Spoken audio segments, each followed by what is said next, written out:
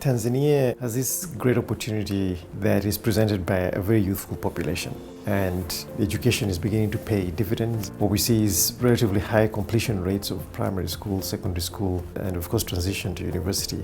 But it's also beset by the same problems of very low levels of formal employment. You have over 50% of young people who have expressed an interest in entrepreneurship. They want to go into making their own jobs and driving their own lives, but there's still vexing questions about the enabling environment in terms of the regulation, access to capital, incubation and entrepreneurship support. So these are the critical questions that Tanzania now has to grapple with. There's a willingness by young people, but now the government has to fulfill its end of the bargain. The theme for this scale in Tanzania still kind of resonates very broadly with the theme in Uganda. Basically, how do we identify and celebrate young entrepreneurs?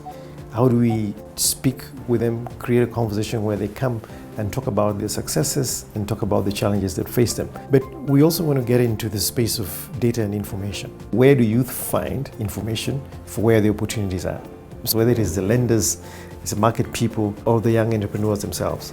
We begin to understand the mutual codependency between the public and the private. Tanzania is at a good place because over 50% of young people would like to start a business. And it probably has the highest numbers in terms of interest in agriculture. Over 20% want to go into agriculture. And then Dar es Salaam is also the most rapidly urbanizing space in East Africa. By 2025, it will be the largest city in this sub-region. So the future is bright. The aspirations of young people is spot on. What we have to do is to support them to realize those ambitions.